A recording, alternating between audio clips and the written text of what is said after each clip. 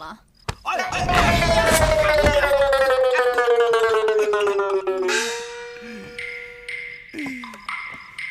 你不知道你多大劲儿吗？相公，我一时失手，没伤着你吧？来，我看看哪儿呢？伤哪儿了？哎呀！你把我的汤都洒了呀！不就一碗汤吗？我一会儿给你熬还不行吗？这碗汤是定什么？哎，外边是不是放炮了？你去看一看。不，我哪儿也不去。哪儿也不去？那你住哪儿啊？这儿。你住这儿？那我住哪儿啊？那是这儿。哎呦，爱弟，你怎么能？那可不行啊！温良恭俭让，你不是天天挂在嘴边吗？你不是说你是个集美貌与智慧所有美德于一身的女人吗？难道你不懂那个男女授受不亲吗？你现在才明白男女授受不亲的道理吗？当时你拔我衣服的时候，怎么没有想到呢？谁拔你衣服了？那只是个传说。传说？呸！我这碗生米被你煮成了熟饭。今天晚上必须动。爱弟，你有答应快请，现在。相公，你答应了。压我脚了。别闹了呀！爱弟，我不是不想洞房，我也不是不愿意花烛之夜。你先坐。爱弟，干我们中医知识这行的，那是没有退路的，脑袋时刻别在腰带上，说不定哪天被人抓住，咔嚓一下，就直接嗝屁着凉了。你说你现在多好？你现在是黑风堂的大小姐，我要是嗝屁着凉了，你就成黑寡妇了，你愿意吗？我只在乎曾经拥有，管它是否天长地久。哎呀，爱弟呀，你是个大小姐，我是个奴仆，咱俩身份不般配。般配？我嫁鸡随鸡，嫁狗随狗。我见过鸡，见过狗，没见过你这么死心眼儿的。别管我是不是死心眼儿了，天快亮了，赶紧来吧，来不及了。哎，你说天亮了，天亮之后我们还要冒险出城呢，我还要保护小少爷的安全，把他护送到袁大将军那儿去呢。那什么呢？难道你也看我今天晚上洞房花烛之后，明天浑身软弱无力，被官府的人抓到，咔咔咔身上被砍40多刀，嗖身上挨40多剑，然后斩首示众吗？有那么夸张吗？相当夸张。所以，我就相信我。等我们平安出城之后，我一定找个合适的机会和你洞房花烛。真的？去你的吧！去你的吧！去你的吧！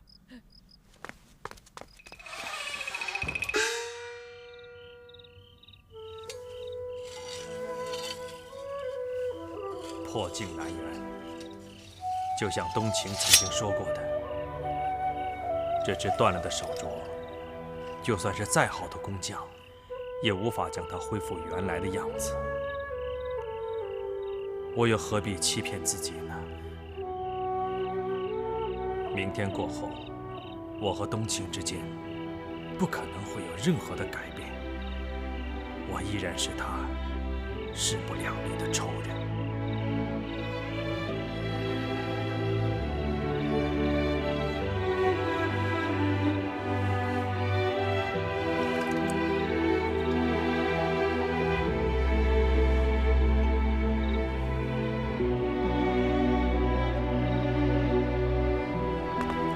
什么？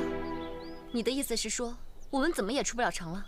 是啊，那怎么行？老师傅，你不是已经收了我们钱了吗？咱不是说好了吗？你给我们每个人脸上画上花脸的脸谱，混在神教的队伍里，跟着送神的鸡童们出城啊？怎么这个节骨眼上你却反悔了？你做人得地道点儿，你说话得算数啊！并非贫道说话不算话，骗你们的钱财。实在是一大清早，巡抚衙门来了人，下了一道命令，不准送神教出城的鸡童们在脸上画上花脸的脸谱啊！啊，那怎么行啊？那守城的官兵一眼就能认出来，东清姑娘、小少爷、爱弟啊，还有那只鸟，那鸟人。我们这回真的插翅难飞了。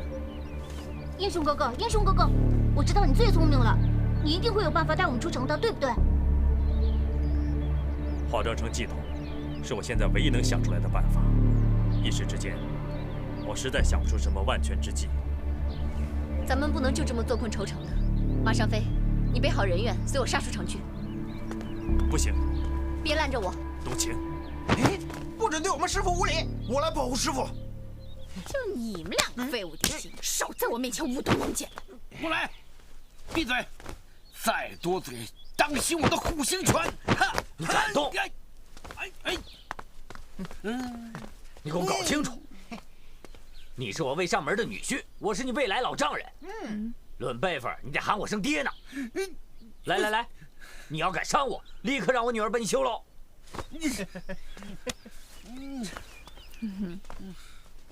我警告你，你要是敢动我相公一根汗毛，我永远不认你这个爹！哼，闺女啊，你别老在紧要关头跟爹唱反调，好不好啊？不好！够了，都什么时候了，还窝里反？现在最重要的是，想办法出城。谁不想出城啊？看你说的，你睁个眼睛好好看一看，这群人里面，除了你我东行，咱们三个脑子够用一点，剩下这几个猪头，不，你不算，你脑袋也不行。也没说你，能想什么好办法？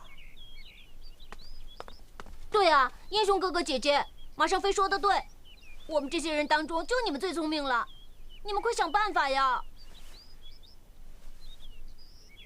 好吧，看你们急成这个样子，贫道倒是有一个办法，或许能帮你们脱险呐。什么办法？请讲。每日午时，道观里都有一批道士上山修炼。你们不妨假扮道士，跟他们一起上山。上山？不是说出城吗？对呀。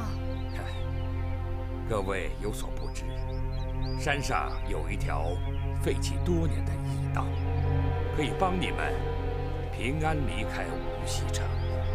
此话当真？绝无虚言呐。老人家为何愿意帮我们？那还用问？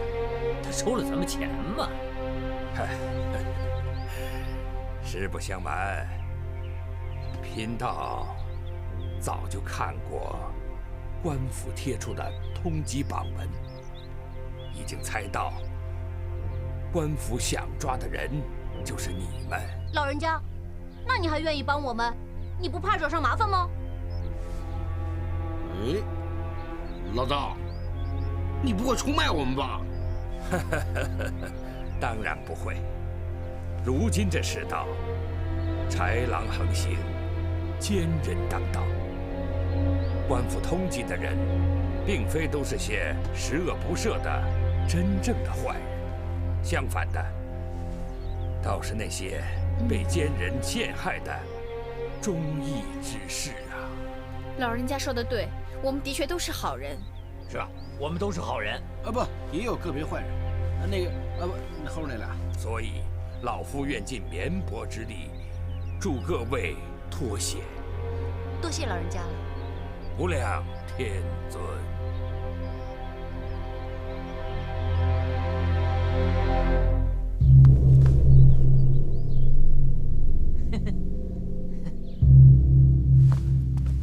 本府已如你所说的下了禁令，不许道观鸡童画上脸谱，护送神教出城。接下来，你要打算怎么办？整个无锡城才多大点而已。只要我们想找的人还留在城里，就凭你巡抚大人手下兵强马壮，难道还担心不能将杨冬晴那帮反贼一网成擒吗？话虽如此，可是这帮反贼诡计多端，想捉拿他们归案，确实也不太容易啊。放心吧，正所谓人为财死，鸟为食亡。既然大人已经悬赏出花红了，相信很快有人为了钱，就会把杨冬晴那群反贼的藏身之处向大人你禀报。启禀大人，一名道士自称知道反贼余孽藏匿何处。哦，快说，启禀大人，草民知道那批反贼今日午时打算混出城去。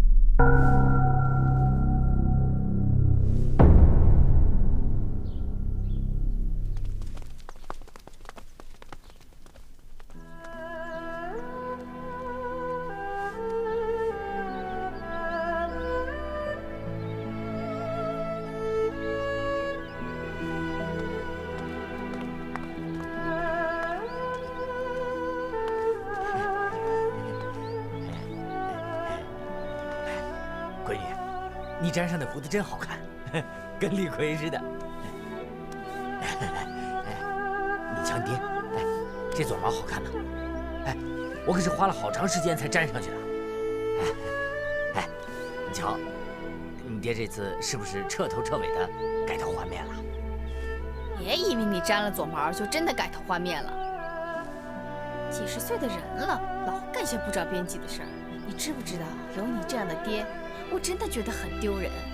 我求你别在这儿丢人现眼了，行不行？爹知道，爹窝囊，一辈子也没干过什么正经事儿。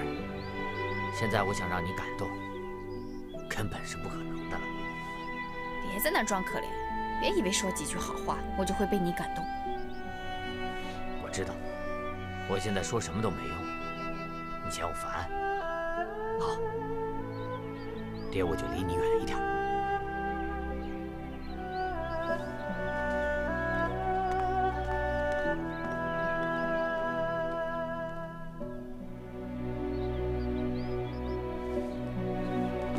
哎，当家的，你怎么还不换衣服啊？是啊，当家的，换衣服去啊！你不想走了？我想清楚了，我不走了。花花跟艾迪他娘都在这儿，我想留下来，也好陪陪他。当家的，你要是不走，那我们当兄弟的也不走了。那怎么行？你们俩必须跟大伙一起离开。我的宝贝女儿从小到大没出过远门，这次她死活跟着她那倒霉相公走。哎呀，以后啊，我还指望你们俩好好伺候艾迪呢。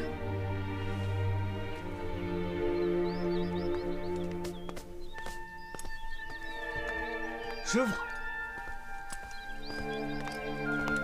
师傅，跟你说过多少次了，不要叫我师傅。是，您要是有我这种徒弟，一定觉得很丢人。我的确没资格当您徒弟，不过我有一个要求，想请您答应。说吧。你平时穿的袍子，能不能留给我？留给你？你穿得上吗？不是穿，我穿出来也不像样啊，人家肯定还以为我是偷的呢。我是想啊，日后想念你的时候，我可以拿出来看看。师傅，您就答应我，留给我做个纪念吧。喜欢就留着吧。谢谢师傅，别再叫我师傅。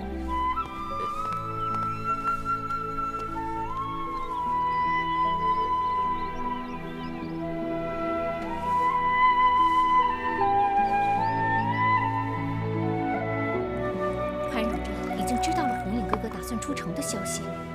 我若是不去通知红影哥哥，那红影哥哥必遭潘汝真派人埋伏。不行，我绝不能让红影哥哥和杨冬晴就这么远走高飞。哎呀，我到底该怎么做呢？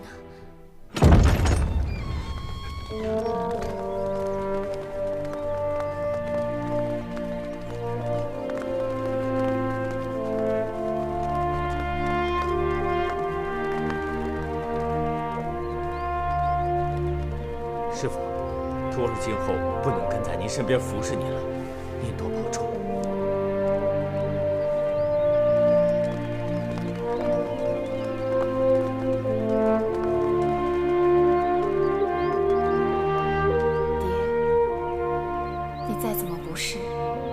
竟是我的亲爹。其实女儿早已经原谅你了，可是我就是过不了自己这关，开口再喊你一声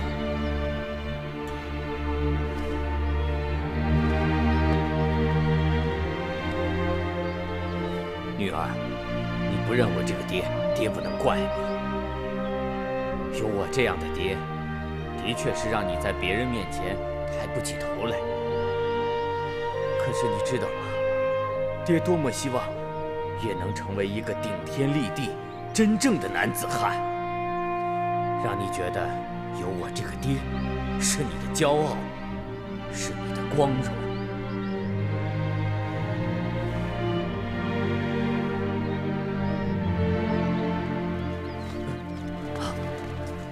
官府的人，走。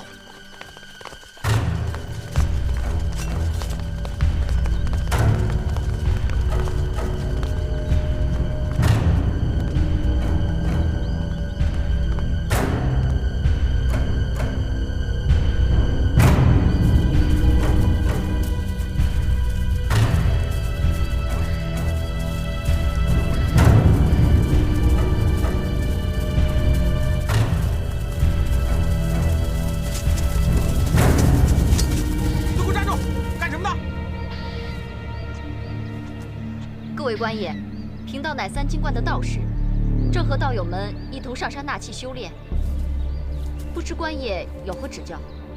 少废话，立刻跟我回巡抚衙门，违者就地正法。你们要找的人在这儿。我这身白袍，和我这长头发，还有我手里这把剑，你们总该认得吧？叶红影，对。想抓我，没那么容易。追！快！快点！安定！那是我爹。这个时候你不能去。那可是我爹呀，是我亲爹呀！我要去找他。你不能去，你不但救不了他，把你也害了。艾迪，别急，我陪你一块儿去。你想清楚，错过这次机会，再想出城，比登天还难。你不是想杀了我为父报仇吗？若想杀我，你必须活着离开。对，鸟人说的对，艾迪，咱们眼前最重要的就是护送小少爷出城。难道你们见死不救？你们先走吧，我们跟着当家的这么多年，关键时刻我们不会丢下他不管的。大小姐，你跟大伙走吧，我和张牙去救当家的。我们走，走。哎，艾迪，别担心了，你爹他不是官府要的人，被官兵抓住了也没事的。那可是，艾迪，放心吧，艾迪姐。俗话说得好，好人不长命，祸害1000年。你爹不会有事的，放心吧。就是，艾迪，你可别低估了你爹，那可是人渣中的精华，败类中的极品。阎王爷也不希望他把地狱的秩序搞乱了，所以不会有事儿。咱们走吧，啊。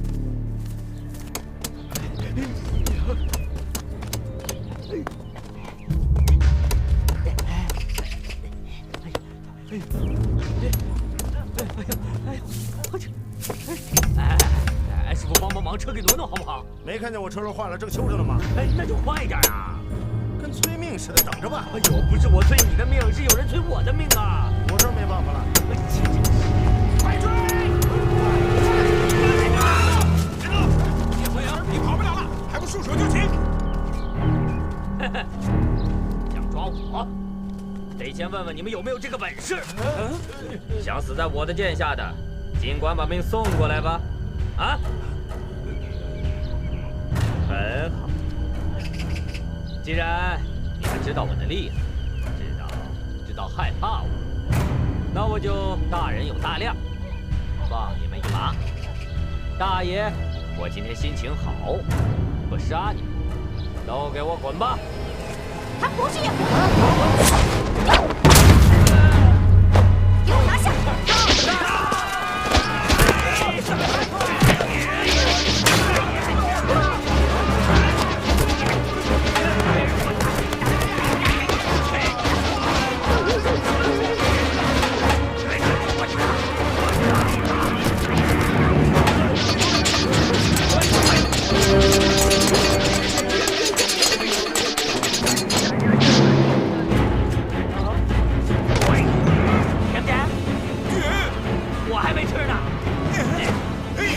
吧你！哎呀！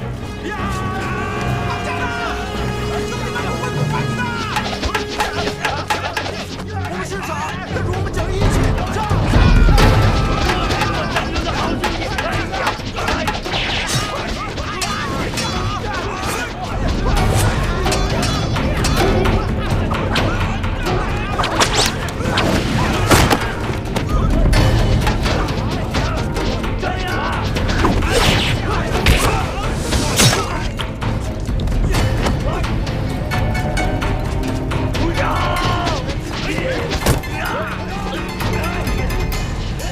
我跟你们拼了！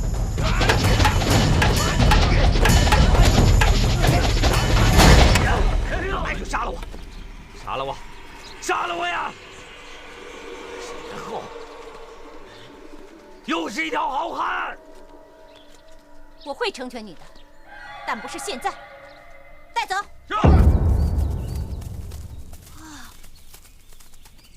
太好了，我们终于平安出城了。千万不能这么说，越到最后关头，越要更加小心。我们要小心官府派兵来追我们。对，杨然，你虽然这次没帮上什么大忙，但是我还是要感谢你。以后吧，找个机会报答你。我的确没帮什么忙，不需要你们报答。说的没错，我们大伙确实不会感激你的。等大家都平安脱险之后，也是我们该做了断的时候。该来的终归要来，听天由命吧。站住！反贼！休想脱逃！怎么回事？官爷，这是怎么回事啊？我奉巡抚大人之命，将你们逮捕归案。想知道怎么回事，自己问大人去。别以为你们都扮成了道士，本府就认不出来了啊！大人，贫道不解，大人所言何意？你们不清楚没关系，我可清楚得很。来人，给我拖出来！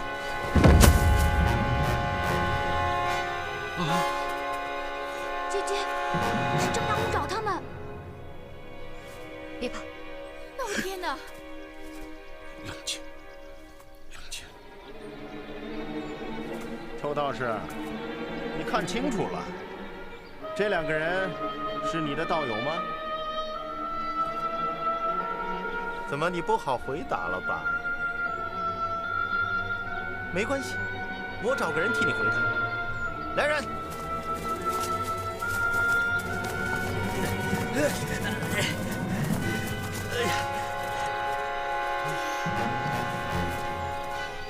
你们都给我看清楚了，谁可以告诉我，他为什么要装扮成叶红影的样子？我做的任何事情和他们没有任何关系。我不得不佩服你，真的是一条汉子。但是你都快没命了，你还不肯说实话。你究竟是为了谁，要这么委屈你自己呢？啊？你管得着吗？我愿意。哎呦，我看出来了，你是要学做英雄。但我告诉你，做英雄是要付出代价的，你知道吗？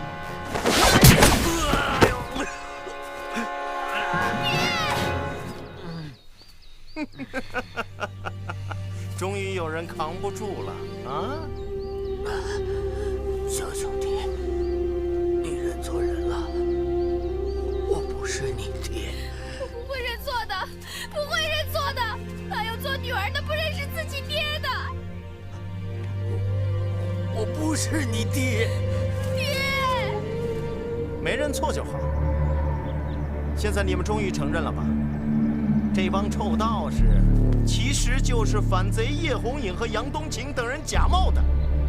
潘如真，你看清楚了。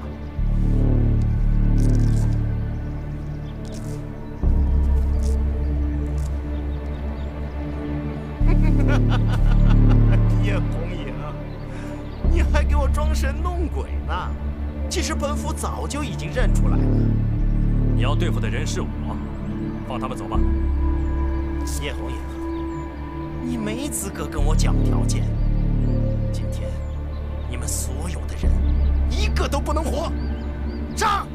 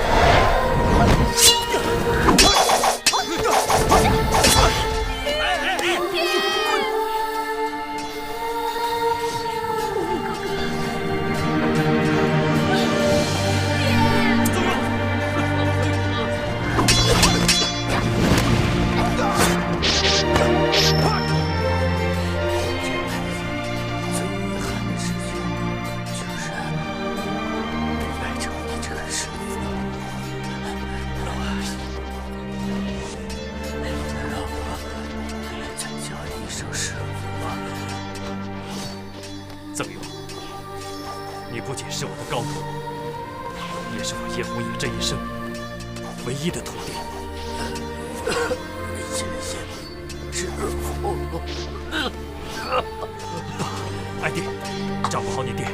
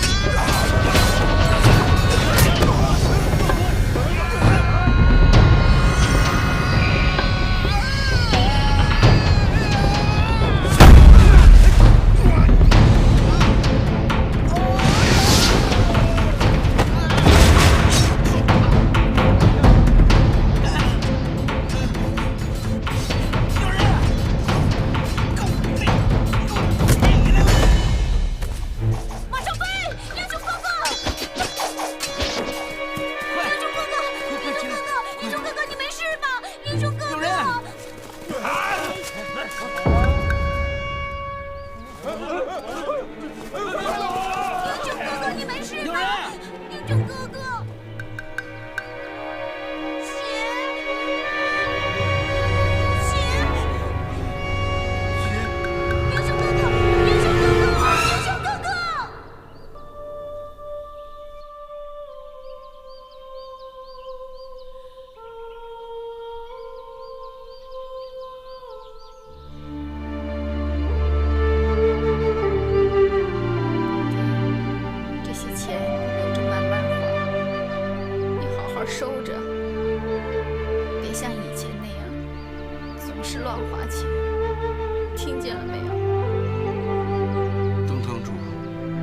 真是享福去了，张牙舞爪，一边一个忽悠着你。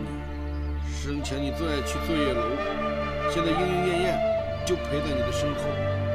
你现在开心了吧？马尚飞，你说话能不能正经一点？别拿去世的人开玩笑。我没开玩笑，我说的是正经事儿。这不是身后就有莺莺燕燕吗？谁是主人？我叫你住嘴，听见了没有？莺莺燕燕，我们姐妹一场。我向你们在天之灵发誓，我一定会为你们报此血海深仇的。幸亏潘汝真那个狗贼已经死了，要不然莺莺燕燕还有花姨他们，一定会死不瞑目的。对呀，姐姐，姓潘的那个大坏蛋已经死了，你爹和花姨的仇也都报完了，所有的事情不都已经结束了吗？你还想找谁报仇啊？这世上的恶贼，又何止潘汝真一个？哎，冬青姑娘，不能杀手无寸铁的人呢。再说鸟人这次真的是帮我们了。对呀，姐姐，我们这次能平安出城，多亏了英雄哥哥帮我们忙。古圣先贤都教过我们了，受人点滴，全勇以报。我们不能恩将仇报。可是我发过誓，我一定要替风尘双侠报仇。冬青姑娘，我家小少爷说的对。且不说鸟人这回帮了我们，再说莺莺燕燕和花姨，其实都是死在潘汝真手里。你不能把所有的账都记在鸟人一个人头上。再说了，姐姐，英雄哥哥现在昏迷不醒，你要是趁这个时候杀了他，那和官府那些不讲道理的坏人又有什么区别呀？万一这事儿传了出去，以后我们在江湖上就没脸见人了。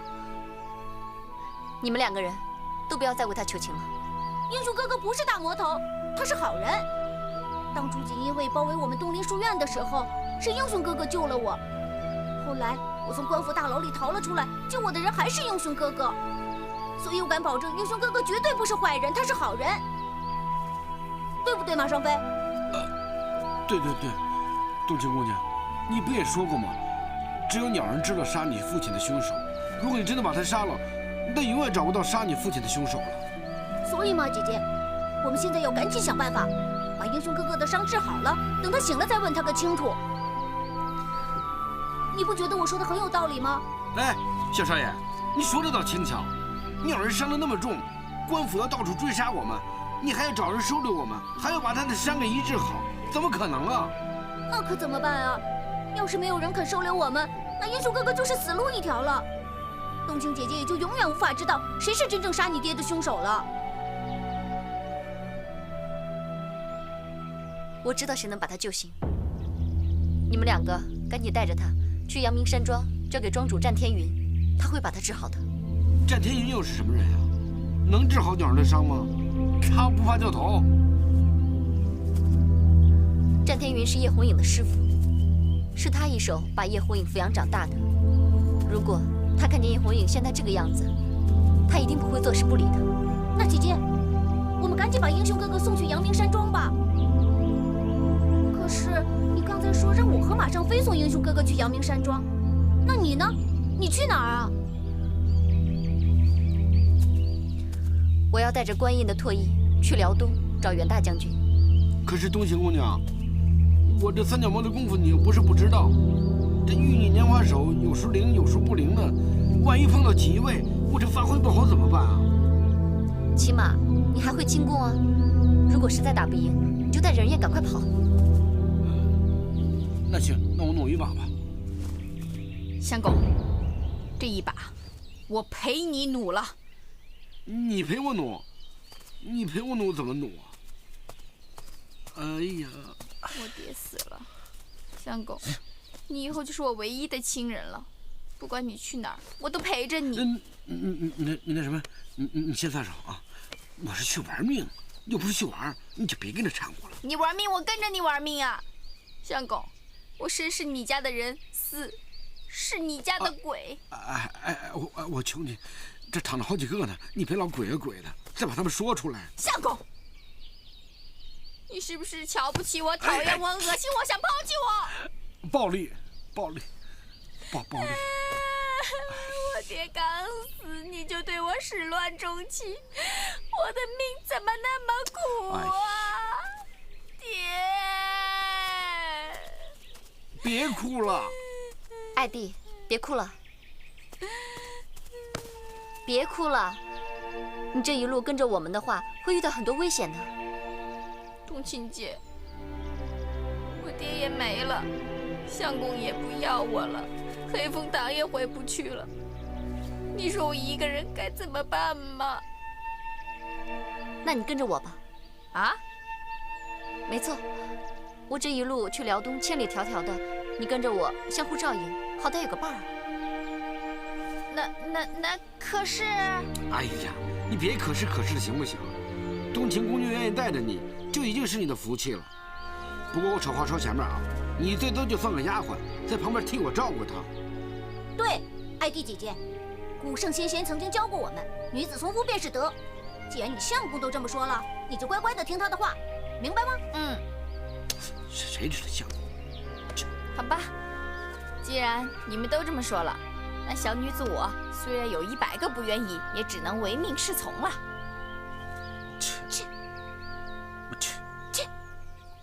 吾皇万岁万岁万岁！众爱卿平身，谢万岁！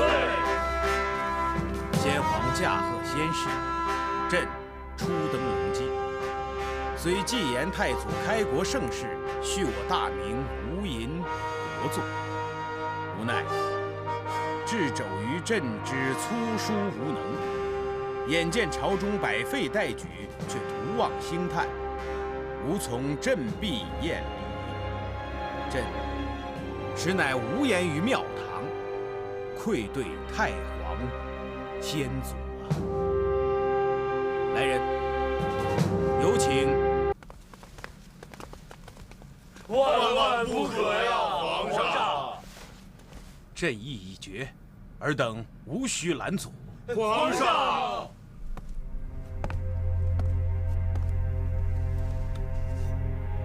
皇上，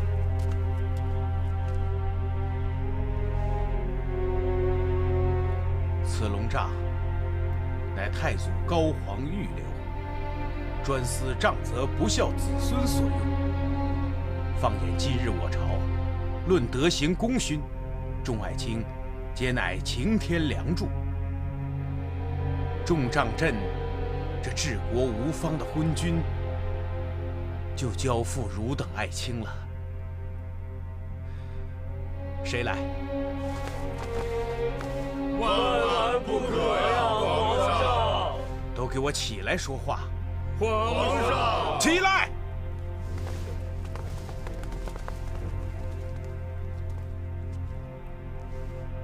孙伯宇，臣在。爱卿忠心国事，乃国之肱骨。这重责昏君的龙栅，就交给爱卿了。皇上，微臣不敢。不敢，就是不从；不从就是抗旨。打，狠狠地打。皇上，微臣不打。微臣不敢打，更不能打呀！大胆，孙伯宇，你真想抗旨？微臣即便是被推出午门问斩，身受异处，也绝不能杖责皇上您呐！皇上，臣不忍呐！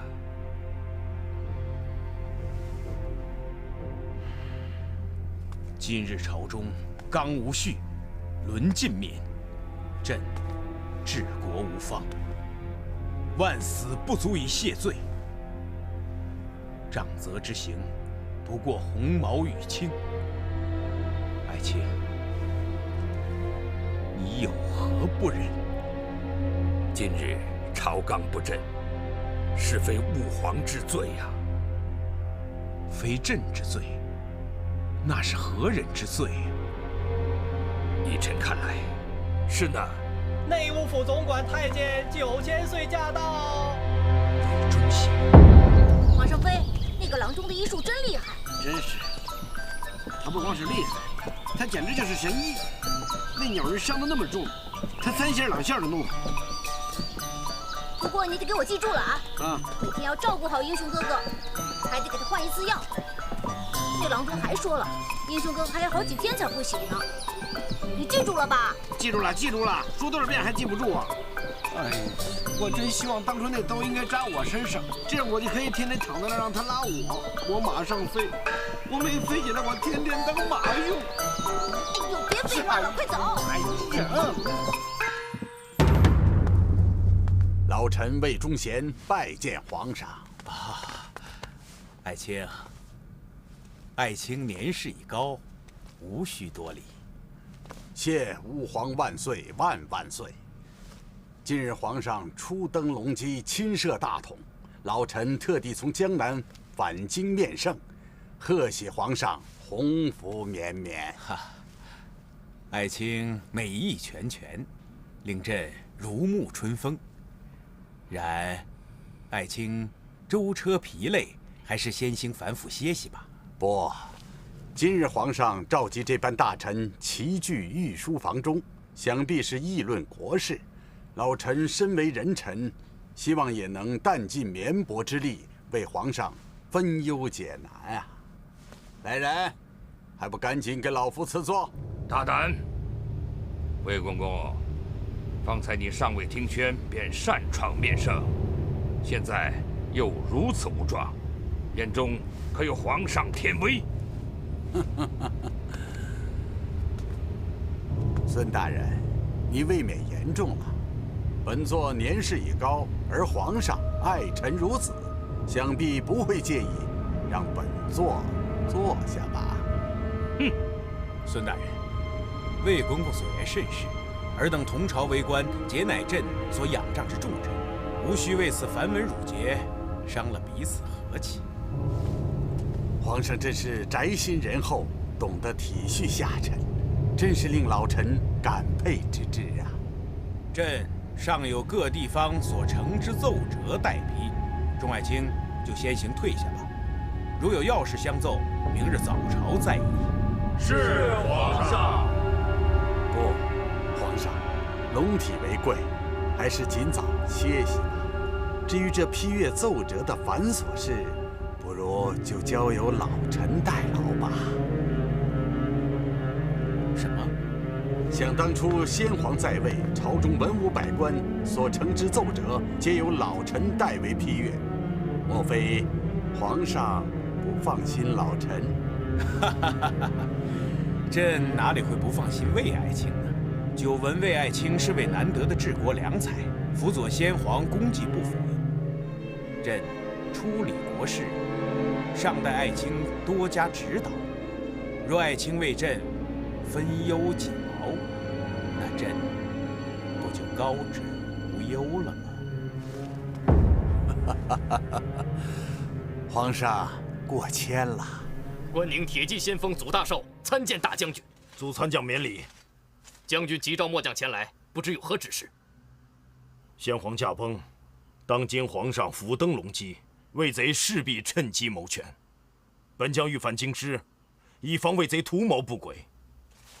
本将召你前来，是要你代理本将坐镇中军，指挥边关戍守事宜。将军欲返京师，唯恐不妥呀。本将明白，魏贼爪牙遍布京城，此次返京亦遭奸人暗算。可是魏忠贤，狼子野心，本将担心，他迟早会挟天子以令天下。将军忧国之心，末将明白。但如今朝中忠良几乎被魏忠贤赶尽杀绝，已所剩无几。若将军此去再有闪失，只怕再无人能匡扶忠义，辅佐皇上，续我大明天威啊！难道本将就任由奸人跳梁，坐视群魔乱舞，置之不理吗？启禀将军，所谓事缓则圆，要想尽除魏忠贤党羽，必须握其罪证，斩草除根，一举将之扳倒，令恶贼永无翻身余地。本将明白，欲将魏贼罪证昭然于世，首先要先找到顾老生前官印的下落。无奈，本将已接获消息，派去江南接应顾老遗孤的13铁骑已功溃丧命，就连官印下落也一无所获。顾老官印至今下落不明，其实也是件好事，至少证明还没有落入奸贼魏忠贤的手中。将军应当惩奸除恶，找到官印下落，才是首务之急啊！言之有理。立刻传我军令，调派精英继续南下寻找顾老遗孤和官印下落。可恼至极！魏忠贤这阉贼，简直目中无人。若不将他除之而后快，朕便难消心头之恨。皇上所言极是。这魏忠贤玩术弄权，此人实乃国之大忌。为了庙堂社稷、苍生黎民，魏忠贤这条奸狗不得不除啊！先皇宠信这阉贼，放眼满朝文武，10之8九皆是这奸人的鹰犬爪牙。想除此大患，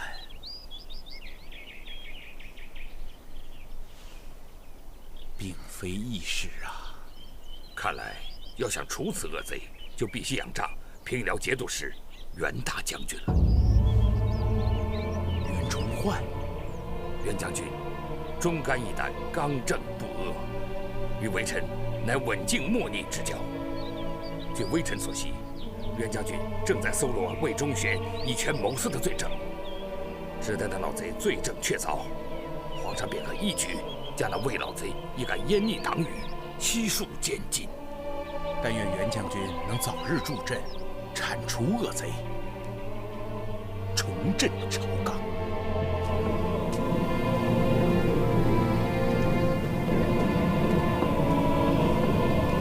快点啊！快点儿！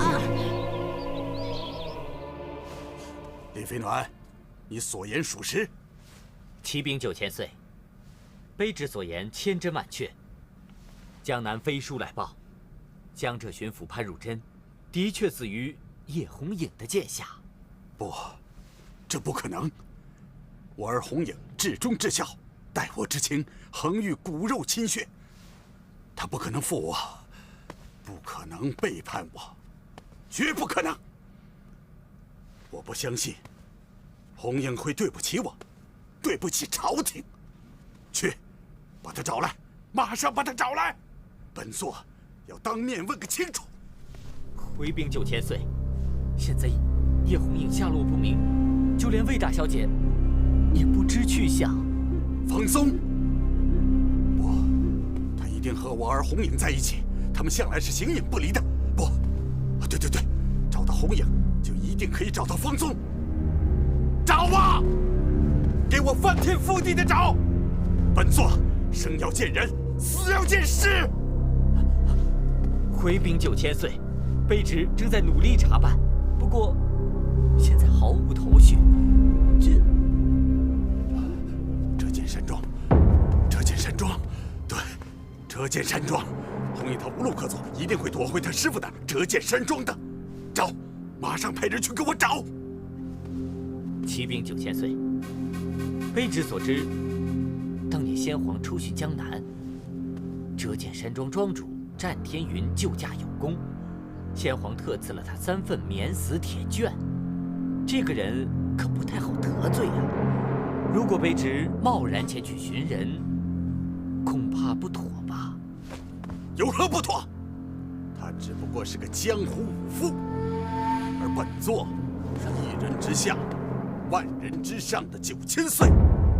难道你怕得罪了战天云，就不不怕得罪了本座吗？卑职不敢。无论你用任何办法、任何手段，一定要找到红影和风宗，否则提土来见。卑职领命。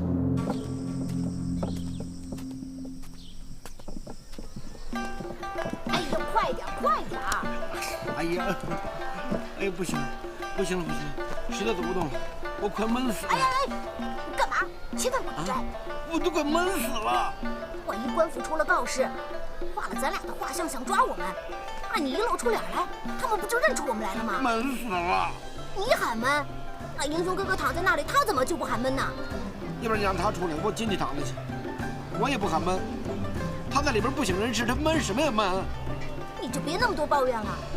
你要想活命，就乖乖的听我的话。如果任何人问起我们为什么这种打扮，就说我们是从西域来的。你明不明白呀？明白了，明白了，都说10多次了。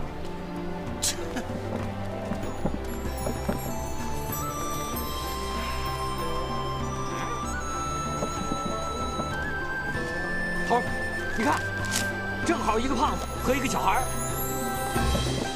坏了，我滚死的人！站住！我说，这么热的天儿，你们舞这么严实，不热吗？热，还舞这么严实？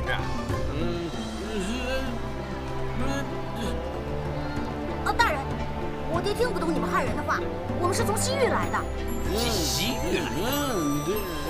我不管你们是西域还是东域，你挡成这样就不是好人。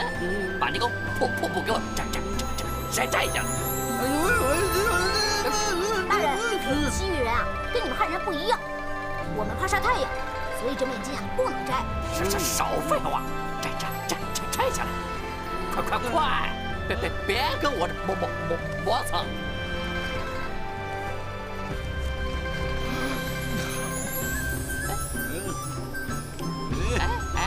是不太像啊。那我们可以走了吗？走哪儿去？你把这个破玩意儿给我摘下来。我也摘呀，我是小孩子，不可能是坏人，就算了。哎，我说话你没听懂是吧？摘下来。好，我摘。可是你别被吓坏啊！少废话，快摘！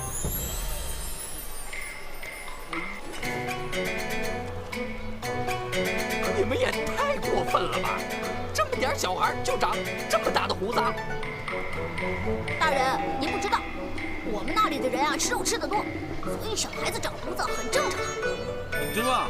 我们那里人长胡子，从小生出来就长胡子。哎，你不是不会说汉人的话吗？只会一句，但是这句比较长。哎，有没有见过这3个人呢？没见过。哎，走。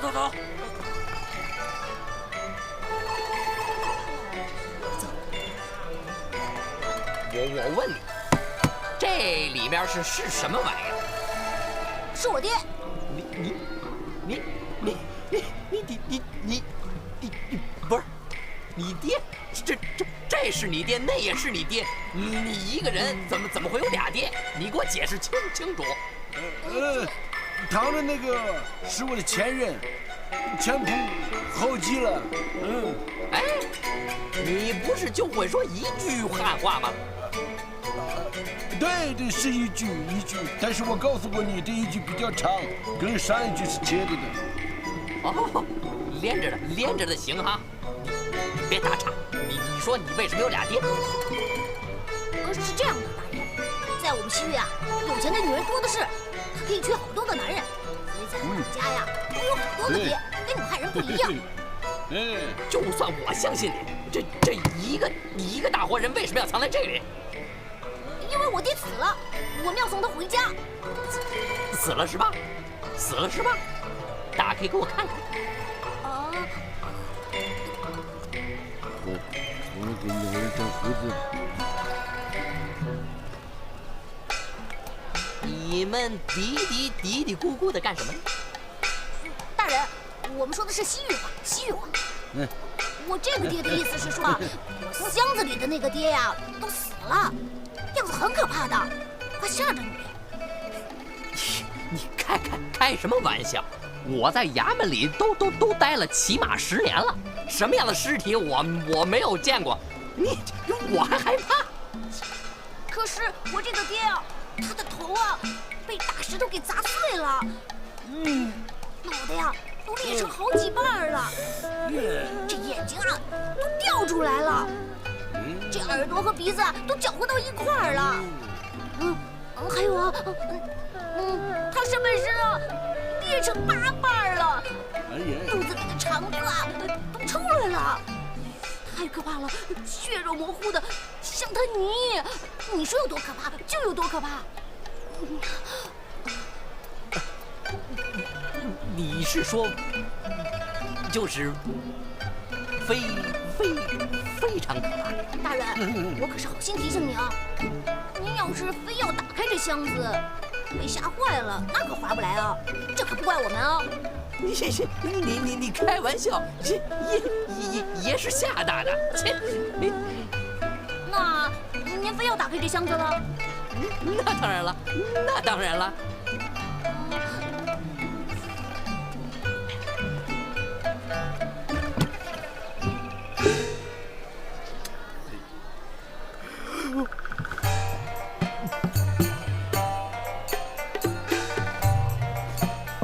你敢骗我？何止是脑袋裂成8块，全身上下10块、20块都有啊！要不是我胆子大，早就被吓死了。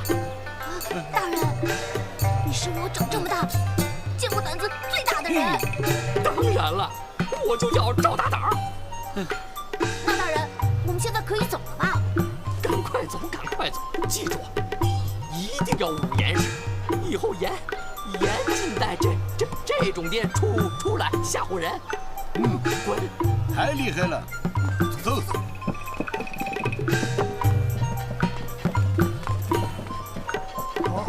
你真大胆！